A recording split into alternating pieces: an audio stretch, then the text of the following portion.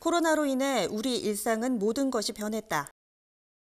비대면이 확산되는 추세 속에 사람의 일을 기계가 대신하면서 비대면은 실업률 상승이라는 공식은 이제 너무도 당연해졌다.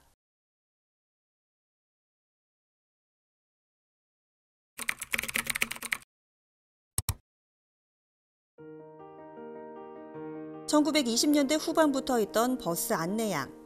승객에게 요금을 받고 하차지를 안내하며 출입문을 열고 닫는 역할을 하는 여성 직원을 지칭하는 말이다. 하지만 승객 스스로 요금을 내고 타는 자율버스의 보급으로 버스 안내양이라는 직업은 사라졌다. 사라진 직업은 이뿐만이 아니다.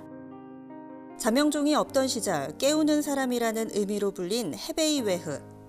이들은 아침에 돌아다니며 사람들을 깨워주곤 했다. 소리를 치거나 휘파람을 불거나 조약돌 막대기로 창문을 두드렸는데 창문이 높으면 긴 막대기로 창문을 두드려 깨웠다. 자명종이 발명돼 이 직업은 자연스레 사라지게 됐다.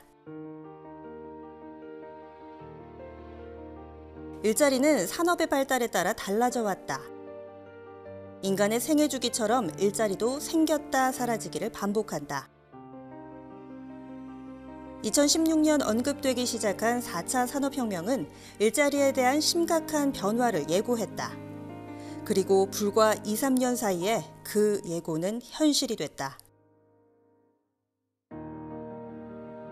문제는 일자리가 교체되는 것이 아니라 감소한다는 데 있다. 일자리 총량의 법칙은 4차 산업시대인 지금 더 이상 적용되지 않는다.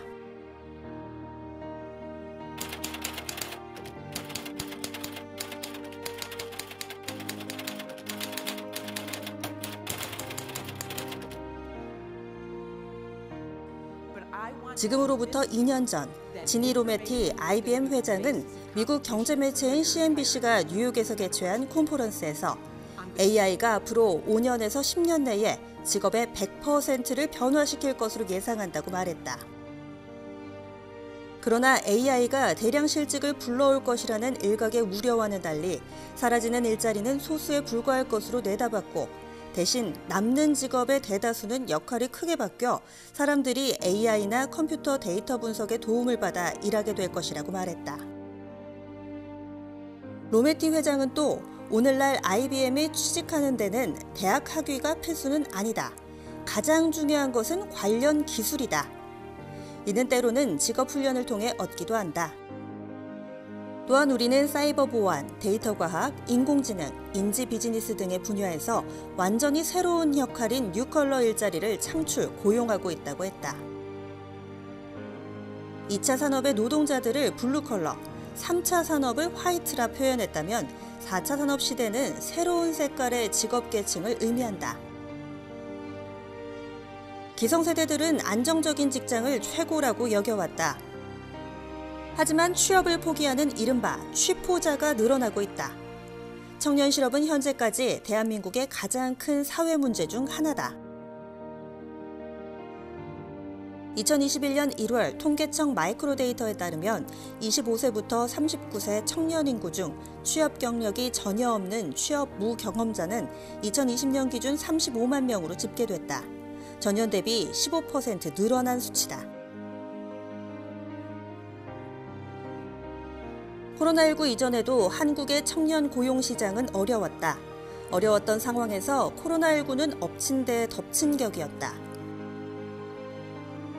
코로나로 인해 취업 시장도 큰 변화를 겪고 있다. 오프라인 취업 박람회는 영상으로 대체되고 대면 면접은 비대면 면접으로 이루어진다. 기업뿐만 아니라 소상공인들도 매출에 타격을 입었다. 이에 따라 정규직뿐만 아니라 아르바이트도 찾기 어려운 실정이다. 이제는 없어진 일자리와 변한 세상을 한탄하는 것이 아니라 새로운 일자리를 만들고 찾아야 한다.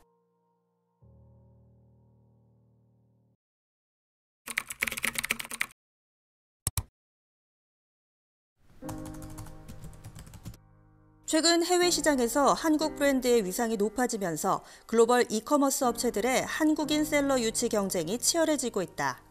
특히 미국 블랙 프라이데이, 중국 광군제 등 글로벌 쇼핑 시즌에 한국 제품들의 인기가 높아지자 아마존, 알리바바, 이베이 등 해외 이커머스 업체들은 한국인 셀러 유치를 위해 다양한 전략을 내놓고 있다.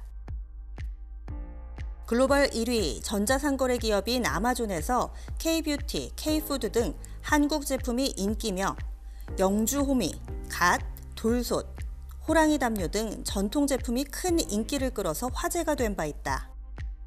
가장 한국적인 것이 가장 세계적인 것이다 라는 말이 와닿는 일이다. 또 기업의 제품뿐만 아니라 개인들이 직접 본인의 제품을 판매하고 있다. 코로나19 이후로 전 세계적으로 어려워진 경제 상황 속에서도 이커머스 시장은 폭발적으로 성장하고 있다. 재택근무를 통해 집에서 컴퓨터 한 대만 가지고 전 세계 소비자들에게 세일즈할 수 있는 환경이 만들어졌다. 이러한 기회를 빠르게 포착한 사람들이 해외 시장에 진출해 본업 이상의 수익을 올리고 있다. 아마존 셀러 4년 만에 월 매출 1억 원을 달성한 글로벌 톱셀러인 안지수 씨. 그녀는 상품 마케터로 2017년 아마존 판매에 도전했다. 아버지가 직접 개발하고 설계, 제조한 제품 판매에 수출 업무를 조금 돕다가 본격적으로 참여해 아마존 시장에 발을 들였다. 진출 이래 매년 꾸준하게 성장해 아마존에서만 연 10억 원 이상의 매출을 올리고 있고 아마존 셀러를 꿈꾸는 사람들에게 정보를 주는 책도 출간하고 영상 강의도 하고 있다. 처음에는 저희 아버지가 이제 제조하고 계신 물품이 이제 주로 악력기 운동기구예요. 근데 그 제품을 이제 국내에만 좀 판매를 하시다가 제가 수출 업무를 조금 도와드리게 됐어요. 그러다가 처음에는 이베이에서 먼저 판매를 시작을 했는데 이베이 같은 경우는 미국에서 고객이 물건을 주문할 때 저희가 직접 물건을 배송을 해야 되다 보니까 배송비도 굉장히 높고 또 반품이나 이런 것들 처리가 굉장히 어려운 경우가 많았습니다. 그러다가 이제 아마존이라는 플랫폼을 알게 되었는데 아마존 같은 경우는 미국의 이제 아마존 창고에 물건을 갖다 놓기만 하면은 아마존에서 이런 배송이나 CS 그리고 반품 처리 같은 것들을 다 대행을 해주거든요.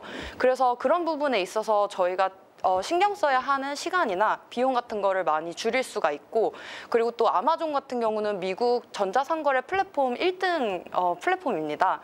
그래서 아무래도 더 큰 시장에서 장사를 할 수 있다라는 그런 큰 메리트가 있어서 아마존 셀링을 시작을 하게 되었습니다. 네, 여기가 이제 저희가 관리하고 있는 제품들이 다 올라가 있는 이 페이지인데 여기 보시면 이렇게 직접 이제 제조하는 제품들 위주로 올려놓고 있어요. 그리고 여기서 이제 보시면은 이렇게 제품 페이지를 보시면은 이런 식으로 제품 사진이랑 뭐 이런 리스팅에 대한 이 제품에 대한 설명을 이렇게 이미지화해서 보여주고 있거든요. 이거 직접 다 작성하시는 거예요? 예. 영어 잘하시나요? 아니요, 이거 다 번역을 맡겼죠. 저도 영어를 그렇게 잘하는 편은 아니어가지고.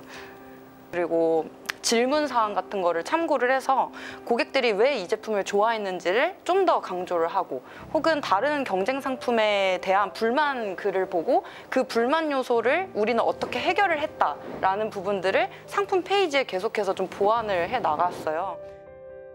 아마존이 생각보다 그렇게 많은 자본이 필요하거나 리스크가 큰 플랫폼은 아니라고 생각합니다. 고작 필요한 게 물건을 소싱하는 데 필요한 돈만 있으면 누구나 시작을 할 수 있거든요. 그렇기 때문에 한 사이클이라도 반드시 여러분들이 실행을 해보고 경험을 해보는 것이 가장 중요하다고 말씀을 드리고 싶습니다.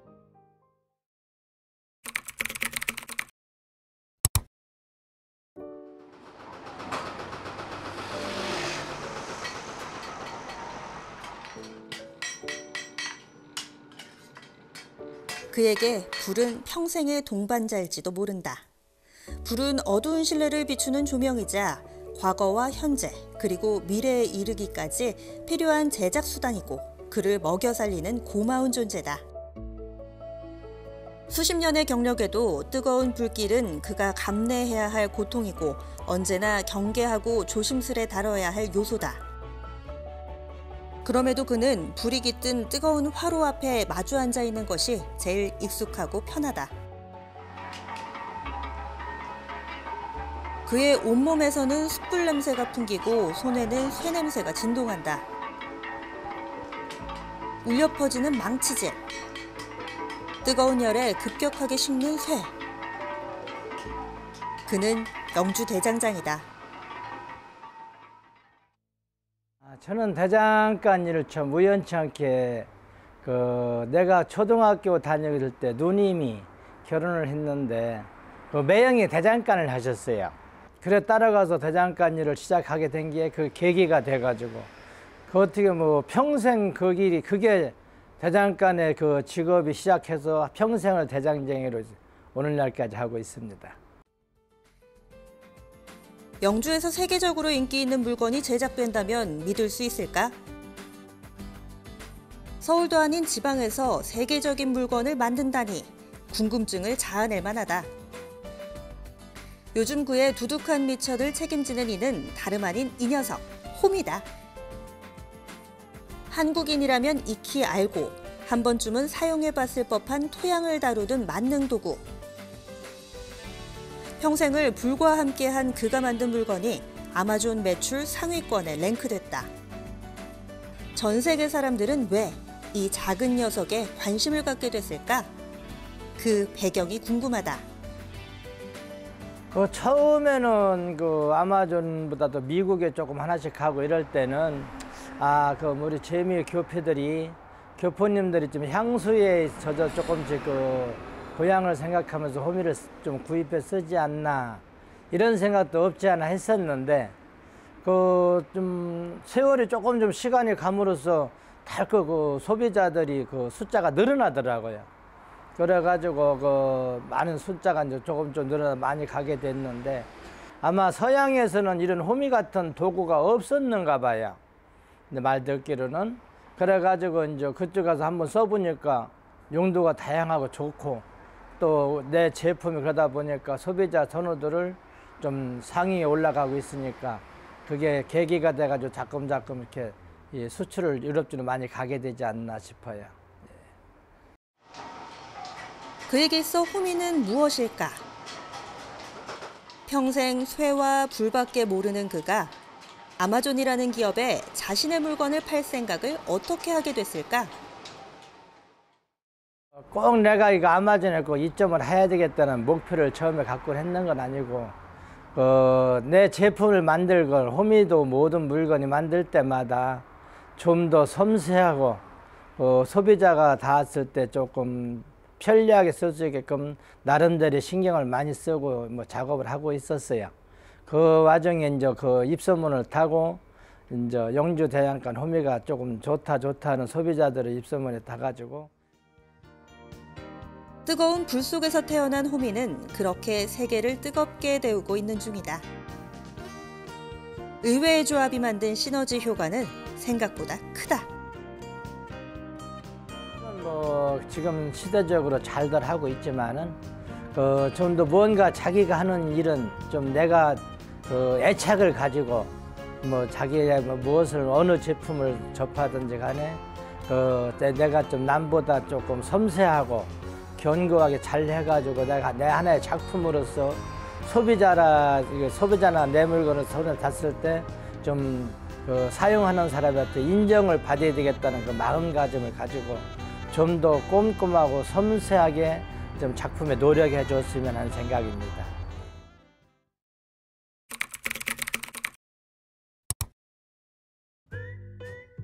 여러 설문조사에 따르면 사람들은 앞으로 10년간 늘어날 일자리 분야 중 하나로 크리에이터를 꼽는다. 온라인 콘텐츠 창작자를 의미하는 크리에이터는 초등학생들이 선호하는 장래 희망 중 하나다. 요즘 아이들을 일컬어 영상세대라고 한다. 예전에는 이미지로 정보가 한눈에 들어오는 걸 선호했다면 이제는 영상으로 모든 것을 표현하는 세대로 변하고 있다.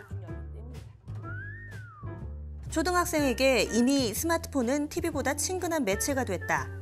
보고 싶을 때 언제든 볼 수 있는 크리에이터로 유명세를 타면 연예인만큼 대중에 영향력을 끼치는 인플루언서로 불린다. 수많은 사람들이 도전하는 크리에이터. 모두가 성공하는 것은 아니다. 크리에이터로 성공한 인플루언서들의 성공 비결은 지속 가능성에 있다. 그 배경에는 내가 좋아하는 것이라는 공통점이 있다.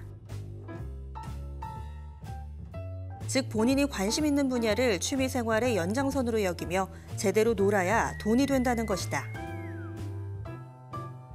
이들 사이에서 돋보이는 초등학생 크리에이터 중 하나는 어린 나이가 무색할 정도로 경제에 능한 주식 유튜버 쭈니맨이다. 돈, 재테크에는 나이가 없기에 쉽게 설명해 주어서. 두 번째, 현타, 맛집, 충격받고 자극받아 동기부여하려고. 세 번째, 우리 아이들에게 알려주려고. 이게 아닐까 싶은데 맞나요? 남들이 하는 대로 남들처럼이 아닌 나답게가 중요한 MZ세대. MZ세대 쭈니맨의 유튜브 시작은 매우 단순하다. 이제 8살 때부터 유튜브를 알게 되었는데요. 그렇게 유튜브를 보다 보니까 나도 유튜버가 되고 싶다라는 생각을 하게 되어서 시작하게 되었습니다. 어려움이 상당히 많았는데요. 일단은 첫 번째로는 유튜브를 하면은 당연히 인기가 많을 줄 알았는데 조회수도 한 6밖에 안 나오고 구독자도 3년 동안 해서 6명. 진짜 딱 그 정도였던 것 같습니다. 누군가의 영상을 즐겨보며 즐거움을 느꼈던 그가 자신도 그런 영향력을 주는 콘텐츠를 만들고 싶다는 단순한 이유에서였다. 평소 관심 있던 재테크 관련 분야를 영상에 녹여내 자신만의 투자 이야기를 만들어 공유하는 Z세대 유튜버 쭈니맨.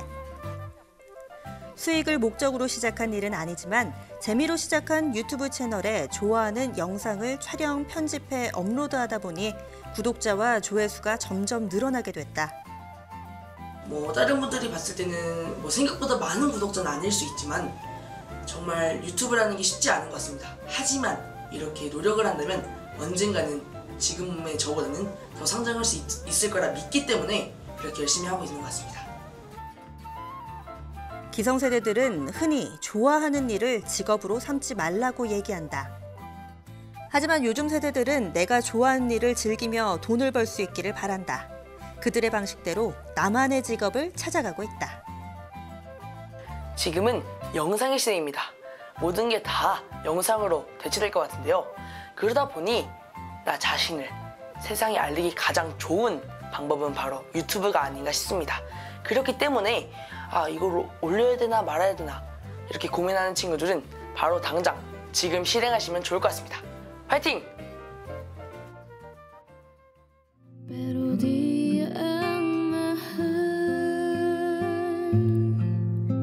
뷰파인더를 보는 게 편했고 화면 밖에서 사람을 찍는 것이 익숙했던 그녀가 이제는 화면 안에서 영상으로 시청자와 소통을 한다. 콘텐츠를 만드는 건 변함이 없다. 주인공을 빛나게 하는 위치에서 본인이 주인공이 돼 콘텐츠를 풀어나가는 걸로 바뀌었을 뿐. 콘텐츠에 대한 열정은 오히려 커져만 가는 중이다. 그녀는 해외 유튜브 크리에이터로 활동 중인 실비아 킴이다. 26만 명의 구독자를 보유한 그녀는 한국과 필리핀 간의 거리를 좁히기 위해 오늘도 고군분투하고 있다.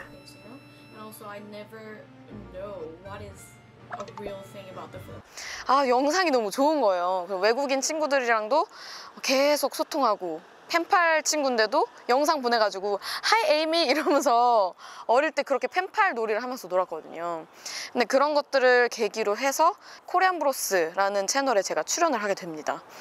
거기서 했는데 너무 재밌는 거예요. 제가 이제 관종이어서 그런지 카메라 앞에서 이렇게 막 얘기하고 수다 떠는 것처럼 이야기하고 하는 게 너무 좋은 거예요. 댓글도 막 달리는데 와 너무 신기하고 그때를 시작으로 내가 좀 영상을 좋아하는구나, 사람들 앞에서 이제 서서 이야기하는 걸 좋아하는구나 라고 생각을 해서 지금까지 이어오게 됐습니다. 사람들이 영화 같다, 좀 드라마 같다 이런 얘기를 많이 하거든요. 근데 제가 이제 이태원에 사니까 이태원에서 이렇게 집에 올라오는 길에 뭔가 노래를 듣는데 라이브 뮤직이 들리는 거예요. 그래서 누가 이렇게 노래를 잘하지? 하고 이렇게 멀리를 봤는데 필리핀 펍인 거예요, 그게. 근데 저는 그 필리핀 펍인 줄 모르고 그냥 거기 가서 거기에 딱 들어갔는데 필리핀 분들이 You're Korean? You came here by yourself? 이러는 거예요. 그래서 노래를 너무 잘하길래 왔는데 그렇게 해서 필리핀 분과 연애를 하다가 저는 정말 진심이어야 된다고 생각하거든요. 그러니까 그 필리핀에 대해서 문화를 제가 잘 몰라요. 사실 제가 필리핀에 가본 적도 없고. 근데 저는 필리핀 문화에 굉장히 진심이에요. 필리핀 음식도 제가 필리핀 과자도 갖다 드렸잖아요. 과자도 드셔보셨으면 좋겠고 내 마음이 좀 진심이어야 그게 그 현지인들한테 닿을 수 있다고 생각을 하거든요.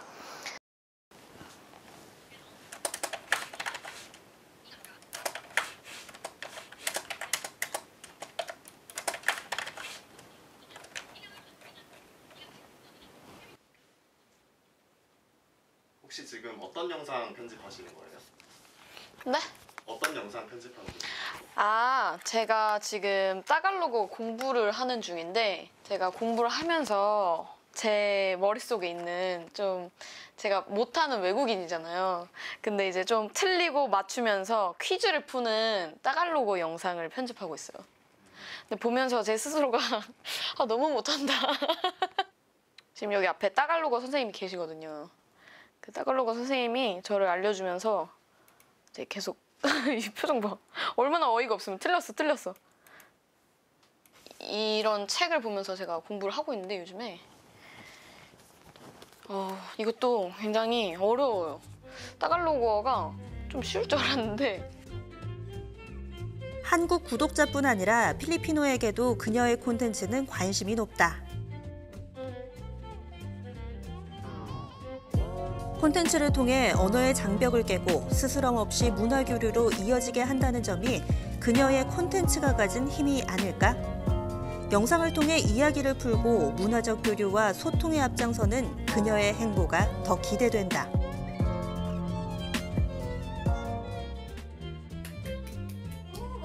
그리고 이제 사실 유튜브를 하시려는 모든 분들에게 하고 싶은 말이 있어요. 그냥 해라. 그냥 올려라. 뭐 이거 할까 저거 할까 뭐 편집을 어떻게 해야 되고 뭐 그럼 장비는 뭐 사야 돼 막 그냥 해. 저는 하고 싶은 말이 그거예요. 진짜 그냥 해.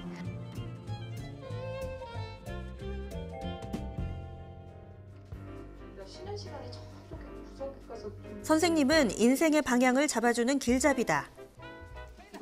크리에이터를 꿈꾸는 이들에게도 길잡이의 존재는 필요하다. 미디어를 올바르게 이해하고 이를 바탕으로 콘텐츠를 생산하는 데 있어서 그 방향성을 제시해 줄 수 있는 인물이 그녀다. 미디어 교육을 위해 생각하고 행동하는 사람. 한미경.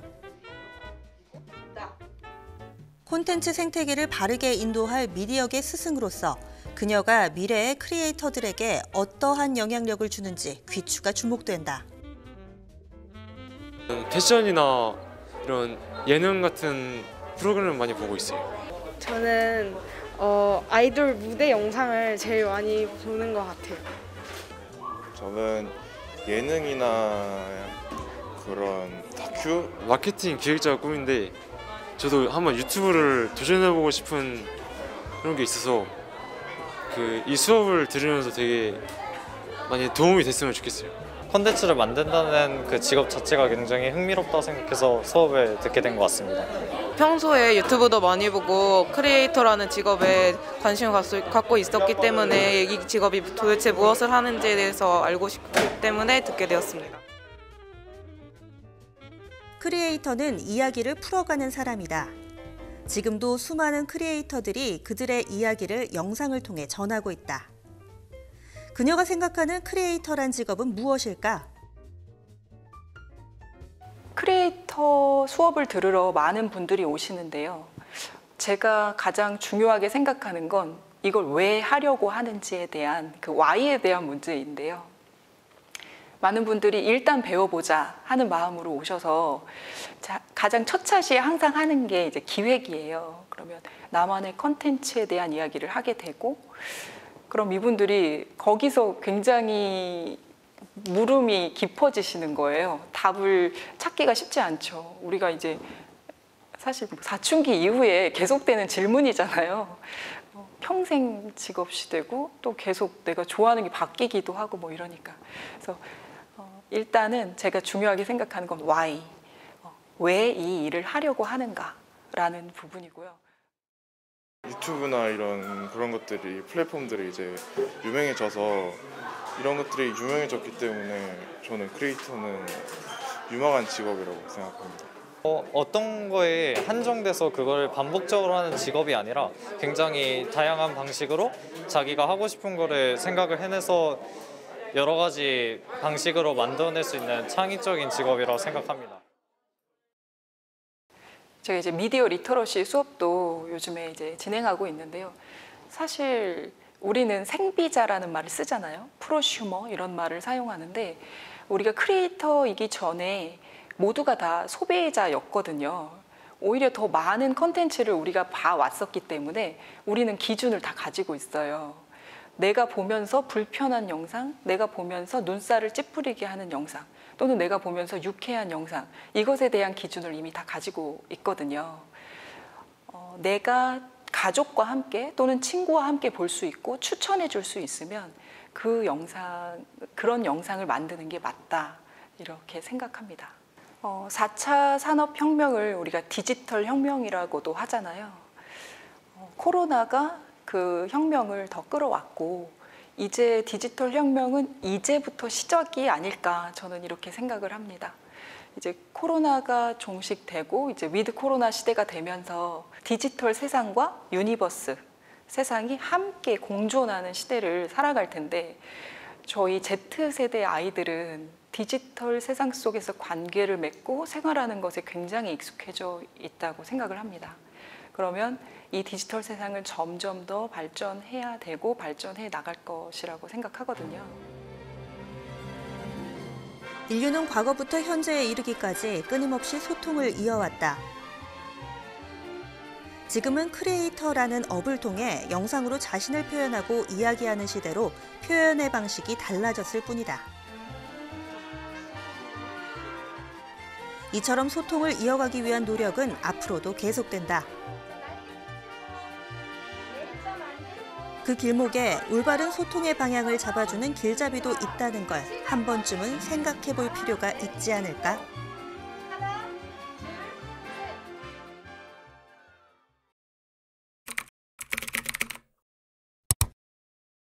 수익을 얻기 위해 종사하는 본업 이외의 일을 가리키는 부업. 부업의 역사는 오래됐다. 1950년부터 1960년대 농촌의 소득은 형편없었다. 농번기에는 일손이 없어 힘들었지만 농한기에는 일을 하고 싶어도 일거리가 없어 빈둥빈둥 놀아야 했다. 그래서 가축을 기르고 모시를 째고 삶는 모시하기를 했다. 60년대부터 70년대 초까지는 칡덩굴의 겉껍질과 속대를 없애고 속껍질만 빼내주는 총울치라는 부업을 했고 가마니를 짰다. 떡갈나무잎 채취와 가발뜨기 등도 여자들이 많이 하던 부업이었다. 지금도 하고 있는 뜨개질은 이때도 흥하던 부업이었다.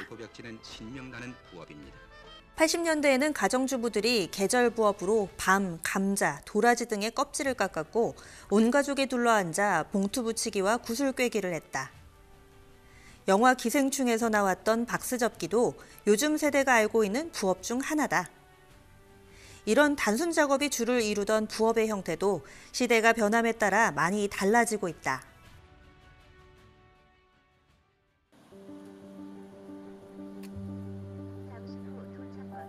그의 하루는 남들보다 조금 더 길다. 해가 제 모습을 드러내기 전 이른 아침부터 그의 하루가 시작된다. 이른 출근길이지만 피곤한 기색 없이 버스에 오른다. 틈틈이 기사를 보며 경제의 전반적인 흐름을 캐치하고 오늘 해야 할 업무에 대해 정리한다.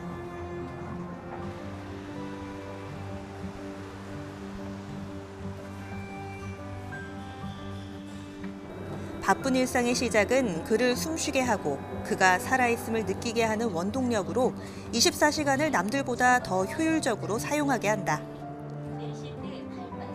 그는 돈이 필요했다. 버려지는 시간이 아까웠고 그 시간을 활용해 충분히 돈을 벌 수 있다고 생각했다. 가족에게 보다 떳떳한 가장이 되길 원했던 그가 선택한 것은 바로 부업이었다. 부업을 시작하게 된 계기가 혹시 있을까요? 네, 제가 부업을 2017년, 지금부터 이제 4년 전 2017년부터 이제 시작을 했는데요. 그때 제가 저희 두 딸이 중고등학생이었습니다. 근데 이제 매월 들어오는 월급으로는 한계가 있고 뻔하고 아이들 학원비나 또 과외비 뭐 영어나 수학 이런 거를 보내야 되는데 독서실도 보내야 되고 이제 한 푼이 아쉬운 거죠. 처음에는 석 달 동안 이제 편의점 아르바이트를 시작을 했어요. 근데 월 한 40만 원 정도 이렇게 받는 거 가지고는 너무 또 힘들더라고요. 그래서 이건 아니다 싶어서 제가 그 뒤로 이제 우연한 기회에 중고책을 알아보기 시작을 했고 중고책을 이렇게 3년 동안 이렇게 할 수 있었습니다. 편의점 아르바이트부터 중고책 사업, 그리고 지금의 디지털 부업에 이르기까지 그는 시간을 소중히 여겼고 이를 활용해 기꺼이 손품과 발품을 팔았다. 지나온 시간을 들려주는 그의 목소리에서 부업에 대한 자신감을 느낄 수 있었다. 보통 부업을 한다 그러면 이제 부업러라고 표현하긴 하지만 엔잡러라는 것은 한 가지 부업 외에 뭐 2가지 이상, 3가지 그 멀티로 이렇게 그 부업을 하는 거를 통틀어서 엔잡러라고 하고 있습니다. 부업으로 인한 수입은 의외로 괜찮았다. 생겨난 부수입으로 생활비를 조금 더 보탤 수 있었고 아이들에게 더 나은 교육 환경을 마련해 줄 수 있었다. 지금 하고 있는 부업의 수익 구조가 정확하게 어떻게 될까요? 네, 현재는 본업에서 받는 월급의 한 30~40% 정도? 그런 정도인데 그 전에는 중고책 부업을 할 때는 이제 제가 월급의 그 이상으로 이렇게 수익을 벌었거든요.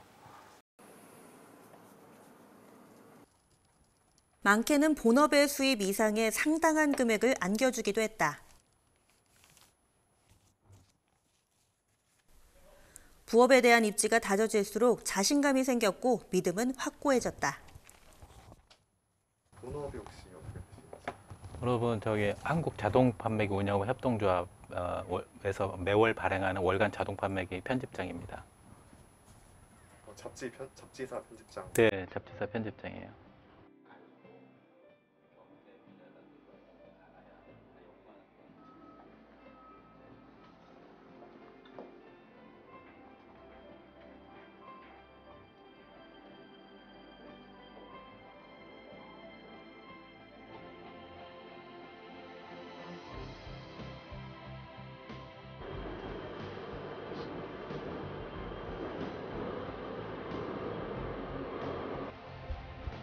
아홉 시에 출근해 6시에 퇴근하는 본업을 마무리하면 그의 하루는 다시 시작된다. 네. 지금 퇴근하고 집에 들려서 저녁을 먹고 부업을 하러 가고 있는 중입니다.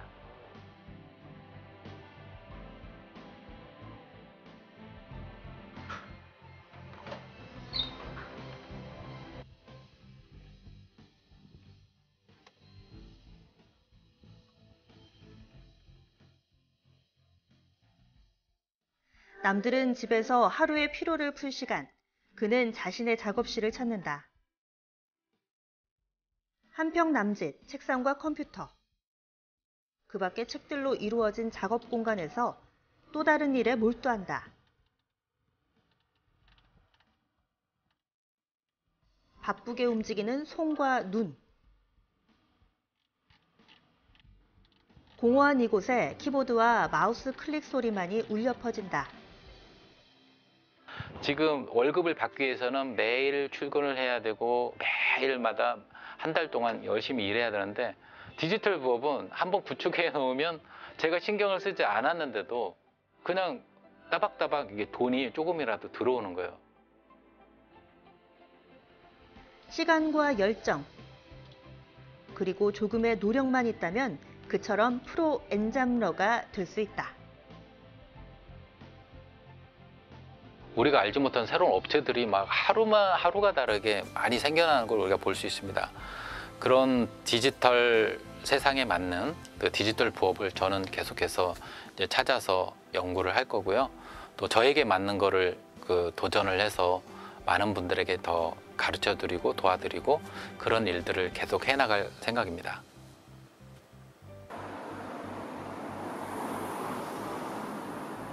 남들보다 그의 하루가 더 길게 느껴지지만 피곤하거나 지루해 보이지 않았던 건 오늘도 알차게 보냈다는 그의 마음가짐과 가벼워 보이는 저 발걸음 때문은 아닐까?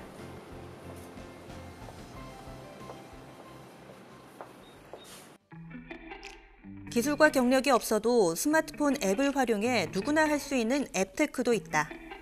애플리케이션과 재테크의 합성어로 스마트폰 앱을 활용해 돈을 버는 새로운 재테크 방식이다. 스마트폰만 휴대하면 걷기만 해도 돈이 들어오고 보기만 해도 돈이 된다. 한 시장 조사 업체에 따르면 국민 1000명에게 앱테크에 대해서 조사를 해봤는데 무려 39% 이상이 앱테크를 사용하고 있다라고 응답을 했습니다. 사실 국민들 입장에서 봤을 때에 가장 1위가 예적금이었고요. 2위가 이제는 주식 투자라고 볼 수가 있겠는데 그런 다음에 앱테크가 3위였거든요. 우리가 흔히 알고 있는 이런 부동산이라든지 가상화폐 투자보다 더 많은 국민들이 이렇게 앱테크를 하고 있다라고 이제 분석이 됐습니다. 미션형, 출석 체크형, 만보기, 여론조사, 기프티콘 거래 등 다양한 종류의 앱테크 방법이 있다. 몇몇 리워드 앱은 특정 액수나 포인트가 모이면 지정한 계좌로 바로 출금할 수 있어서 선호도가 높다. 걸어도 돈이 된다는 어플이 있다고 소개를 해줘서 한번 깔아보고 해봤는데 정말로 이제 걸을 때마다 돈이 쌓이더라고요. 걷는 재미도 있고 돈도 모으는 재미도 있어서 지금까지 사용을 하게 되었습니다. 금융권 포인트의 경우는 언제든 통장으로 이체가 가능하고 단순 참여만으로 이익을 낼 수 있어 많은 사람들이 앱테크를 하고 있다. 시기에 따라 다르지만 단순 출석 체크를 포함해 리워드를 제공하는 앱은 이용자가 1만 명 이상인 앱만 해도 수백 개에 달하고 있고 이 중에서 실효성이 높은 앱만 추리더라도 40-50개의 앱을 매일 돌려 수익을 추구하는 것이 가능하다. 첫 번째로는 1, 2초 또 길게는 2, 3분 안에 그 짜투리 시간을 활용해서 재테크를 할 수 있다는 것이 아마 사용자 입장에서 가장 큰 매력이지 않을까 생각을 해봅니다. 물론 큰 금액은 아니지만은 티끌모아 태산이라는 말처럼 짜투리 시간을 활용해서 소액이라도 벌 수 있다는 부분이 아마 사용자 측에서는 가장 큰 장점이겠고요. 소소하게 각 앱에 있는 출석 체크를 챙기고 종종 이벤트를 반복 참여하며 만보기 앱으로 이동시마다 조금씩 돈을 모으는 정도 활동으로도 적게는 한 달에 우유 200ml 한 팩 가격을 버는 것이다. 그 정도를 목표로 한다면 그럭저럭 만족할 수도 있다. 제가 2019년도 초부터 시작을 하게 됐는데 지금까지 모은 돈은 한 38,000원 정도 되는 것 같아요. 그러니까 뭐 남들처럼 뭐 되게 열심히 한 게 아니라 틈나는 대로 조금씩 했는데도 이 정도로 모인 것 같아서 나름 잘 활용하고 있는 것 같습니다. 하지만 개인정보 문제와 과장 광고, 비정상적인 운영으로 최근에 문제가 더 많이 발생하기도 한다. 게다가 사용 조건이 까다로운 앱도 많고 포인트를 부지런히 모아도 유효기간이 짧게 설정돼 있어 사용하기 어려운 앱도 적지 않다. 앱테크의 비즈니스 모델이 이런 모바일에 광고를 봄으로 사는 이런 리워드 형태의 광고 앱들이 굉장히 많아졌습니다. 그 뜻은 경기가 안 좋거나 아니면 광고주들이 만약에 없다 그러면 이런 어떤 중소 앱들 같은 경우에는 굉장히 어려워지는 부분이 있거든요. 그래서 경기 변동을 탈 수밖에 없다. 특히 광고의 시장과 맞물려서 갈 수밖에 없다는 것이 이제 한계점으로 다가오고 있습니다. 물론 하루에 지급되는 포인트가 많지는 않아 기대만큼의 수익이 나지 않을 수도 있다. 앱테크로 큰 돈을 번다는 생각보다 자신이 얻을 수 있는 혜택을 따져보고 선택하는 것이 중요하다. 인공지능 시대가 도래하면서 인공지능 학습의 가장 기초적이고 중요한 요소인 데이터 수집.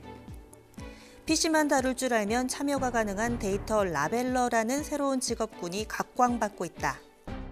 2개 이상의 수를 뜻하는 N과 직업을 뜻하는 잡이 합해진 신조어, N잡러들이 선호하는 부업으로 많은 관심을 받고 있다. 초반에는 AI판 인형 눈알 붙이기라고 평가절하된 적도 있지만 평균 시급이 점점 올라 부업을 하다가 전업으로 전환한 사람들도 늘어나고 있는 추세라고 한다. 데이터 라벨러란 AI가 스스로 학습할 수 있는 형태로 데이터를 가공하는 직업이다. 사진이나 동영상에 등장하는 동물, 사물 등 모든 것에 라벨을 달아 AI에 주입하는 식이다. 영상 데이터에서 특정 객체의 박스를 표시하고 태깅, 키워드 추출, 문장 요약 등 주로 단순하고 반복적인 작업을 수행하지만 인공지능 산업이 점차 활성화되며 전문성이 요구되는 프로젝트도 늘어나고 있다. 네, 데이터 라벨러는 누구나 될 수 있지만 아무나 할 수 있는 직군은 아니라고 생각합니다. 데이터 라벨러의 필수 직무 능력은 인공지능 학습 데이터에 대한 기본적인 개념과 프로젝트 조건에 맞는 정교하고 정확한 데이터 라벨링이라고 생각합니다. 인공지능 기술이 고도화됨에 따라서 정확도 높은 학습 데이터에 대한 시장의 요구사항이 커졌는데요. 이로 인해 교육의 필요성 또한 높아지고 있는 상황입니다. 그래서 저희 크라우드웍스에서는 데이터 생산성 증가와 품질 관리 강화를 위해서 고용노동부와 함께 데이터 라벨링 전문 교육 서비스를 실시하고 있습니다. 이 데이터 라벨링 과정을 이수하면 좀 더 빠르게 데이터 라벨러가 되실 수 있으실 겁니다. 데이터 라벨링은 관련 전문가가 아니어도 클라우드 소싱 방식으로 충분히 참여가 가능하다. 특히 지난해 정부에서 AI 학습용 데이터 구축 사업을 대폭 확대해 이를 통해 수만 명의 라벨러가 증가하고 데이터 가공업체 수도 늘어나고 있다. 한국데이터산업진흥원에 따르면 국내 데이터 라벨링 시장은 지난 5년간 연평균 21.9%씩 성장해왔으며 향후 지속적인 성장세가 예상돼 2025년 약 4조 3,100억 원 규모를 형성할 것으로 전망되고 있다. 사실은 이 일을 하기 위해서는 앞서 말씀드린 것처럼 매우 정교하고 정밀한 작업이 필요합니다. 그래서 사람들이 집중해서 작업을 해야 되는데요. 그 집중할 수 있는 시간이 어느 정도가 될지는 사람마다 다를 수 있을 겁니다. 하지만 하루에 4시간에서 8시간 정도 일을 한다면 신입사원 초봉보다는 더 많은 돈을 벌 수 있을 거라고 저희는 기대하고 있습니다.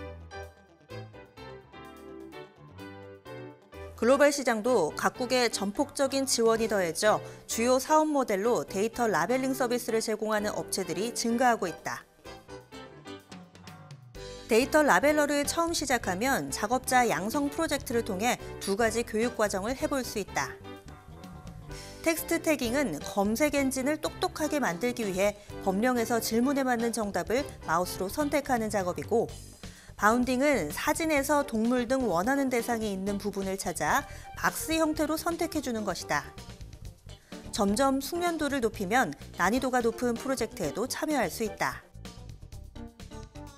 현재 공급받는 프로젝트보다 라벨링 작업을 원하는 데이터 라벨러가 많아 가입하자마자 할 수 있는 프로젝트가 많지는 않지만 정부 AI 바우처 사업이 본격적으로 가동되면 프로젝트 수가 증가할 것으로 기대된다.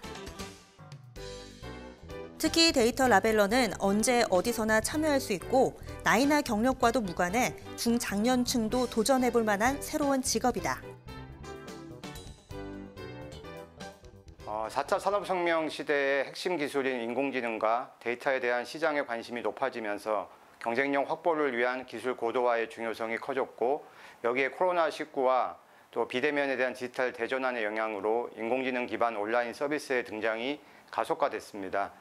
이러한 시장 흐름은 인공지능 기술 고도화의 필수 요소인 학습 데이터에 대한 시장의 관점을 바꿔놓았고요. 특히 학습 데이터를 수집하고 가공하는 전문 직군인 데이터 라벨러에 대한 관심도 동시에 높아졌습니다. 아직은 많은 이들에게 생소할 수 있으나 데이터 라벨러는 빠른 시일 내에 하나의 직업으로 자리매김하며 국내 인공지능 산업과 다양한 문화의 성장을 이끄는 주역이 될 것이라고 생각합니다.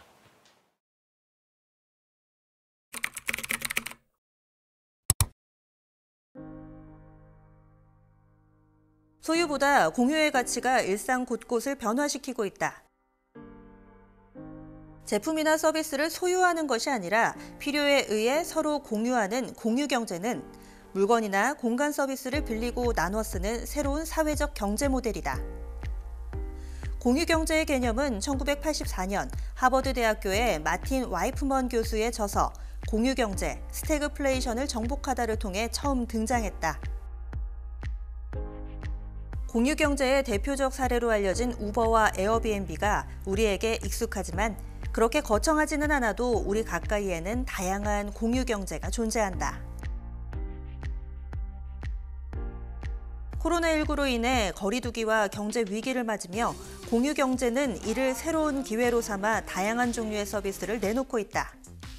시내 곳곳에 공유자전거, 사무실과 패션, 가구 공유 등에 이르기까지 소유보다 효율적인 공유의 가치가 우리 일상 곳곳을 변화시키고 있다. 그중에서도 갈수록 심해지는 주차난을 해결하는 주차장 공유는 공간이 비워지는 시간을 활용해 필요한 운전자에게 주차자를 공유하고 수익을 얻는 공유경제 서비스다. 차가 없지만 주차 공간이 있거나 여행, 출장 등으로 주차 공간을 장시간 비워두거나 출근하고 퇴근하기 전까지 주차 공간을 대여하면 된다. 제가 프리랜서다 보니까 홍대하고 합정에 올 일이 많거든요. 그래서 차 끌고 공유주차장 많이 이용하는 편입니다. 공유주차장 앱에 주차장 정보를 입력하고 공유할 요일과 시간만 선택해서 등록하면 필요한 사람이 예약하고 주차장 이용도 가능하다. 일단은 제가 공유주차장을 이용하는 게 다른 주차장에 비해서 값이 엄청 저렴하다는 점인 것 같은데요. 그 점 때문에 제가 공유주차장을 많이 이용하는 것 같아요. 기존에 있던 자전거 공유하고 킥보드 공유가 많이 생겼잖아요. 그런 것 때문에 다른 공유 할 수 있는 것들이 많이 생기지 않을까요?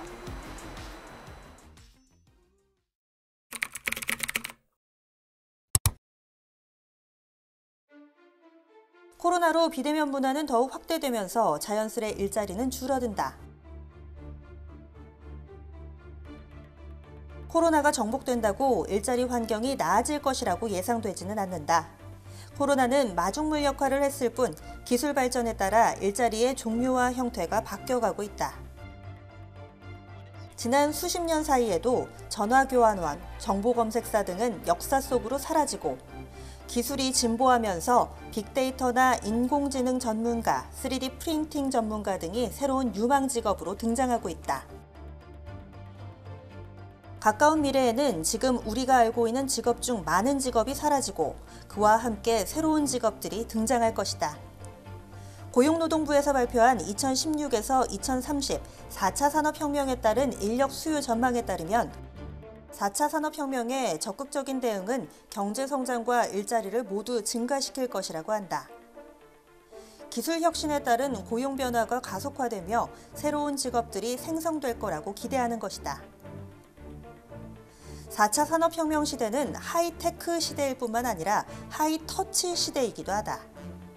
하이터치란 이성보다는 감성적인 접근, 인간미 넘치는 교류 등의 행동을 말하는데 예술, 영상, 오락, 여행, 식품, 콘텐츠 관련 직업이 발전할 것이라 예상된다. 부작용과 한계도 있다. 우리나라가 고령화 사회에 접어들면서 디지털 전환에 따른 고령층 일자리 감소에 대한 대책 마련이 시급하다. 젊은 세대들이 새로운 직업을 만들어내고 찾아가는 동안 소외되는 고령층 일자리도 새롭게 찾아야 한다. 또한 미래 일자리 변화에 대한 대응이 시급하다. 신규 일자리, 자동화로 인한 인력 수급 변화를 빅데이터로 예측하고 개인별 맞춤형 취업 지원, 지속 가능한 인재 육성 등을 강화해야 한다. 주입식 교육이 주를 이루던 때와 달리 지금의 학생들은 교과 과정에 진로 교육이 포함돼 있다. 어릴 때부터 자신의 소질과 적성을 바탕으로 직업의 세계를 이해하고 자신의 진로를 탐색하고 설계할 수 있도록 하는 활동이다. 이를 통해 일과 직업의 중요성과 가치, 직업의 다양성과 변화를 이해하고 자신의 미래 직업을 구상하고 만들어갈 수 있으리라 기대된다.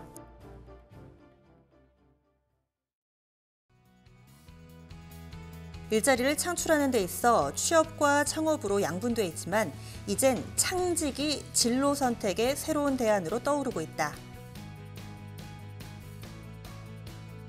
개인이 스스로 적성에 맞는 분야에서 재능과 능력을 바탕으로 창의적 아이디어와 활동을 통해 다양한 분야에서 스스로 새로운 직업을 개발하거나 발굴해 일자리를 창출해가는 것이다. 많은 전문가들은 자신의 적성과 흥미에 맞는 직업을 찾는 것이 4차 산업혁명 시대에서 가장 중요하다고 말한다. 기존 직업에서 일자리 증가를 기대하기는 어려운 상황에 창직은 4차 산업혁명 시대의 새로운 일자리 해법으로 주목받고 있다.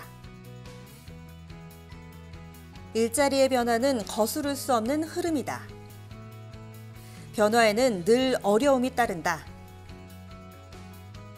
다만 모두가 그 흐름을 알 수 있도록 소외되는 사람이 없도록 그 소리 없는 변화를 알리는 방법. 누구 하나 소외되지 않는 방법을 찾아야 하지 않을까?